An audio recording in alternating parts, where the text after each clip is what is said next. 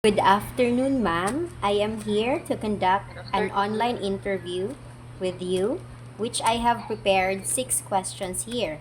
So the first one is, what is the setup of your classroom? Wala yun.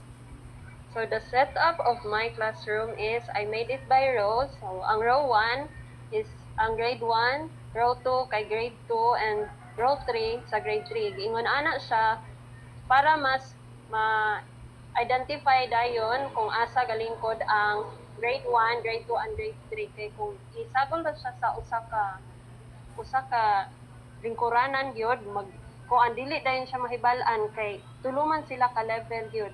So dapat gibahi gid siya pagbutang sa lingkuranan. So for number 2 question is, what are the different areas or learning stations in your classrooms? So In the your different classroom. areas or learning station in my classroom is naa siya reading station, sa math manipulatives, and especially po sa kanang na sila playing area. So sa reading station na sila mga books, mga big books or stories. Then sa math manipulatives na ay mga blocks, mga popsicle sticks, mga flashcards and mga play manis nga ilang ma-use para during sa vacant time ilhan na siyang magamit o kana pong sa playing area ilang pong mausahay dalon dito ma'am kay kalingawan ra pud nila yun ana dito. So for number 3, what strategies did you use as a teacher to manage pupils' behavior? So the strategies I use to manage my pupils' behavior is I use the attention signals, which is I count 1 up to 5. So after 5, they will settle down because they will think what consequences would be I will going to use after if they will not follow my signals. And then also I also build positive relationship, especially when those students don't feel they are belong to the group.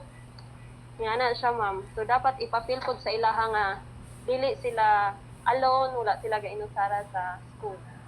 Yun ana. So for number 4 question is, how does you group your pupils during classroom activities? So during sa classroom activities is ako silang group by level lang. Kay usually ang grade 1 walo lang, sa grade 2 kay pulo lang sila ka book, then sa grade 3 kay 13. So sa grade 1, us ka group lang gyud na sila kay di sila pwedeng bungkagon pag duha ka grupo kay gamay lang man sila nya yagaw na kaayo. So sa grade 2 usa lang ka grupo, din sa grade 3 duha sila ka grupo kay 13 students man sila man.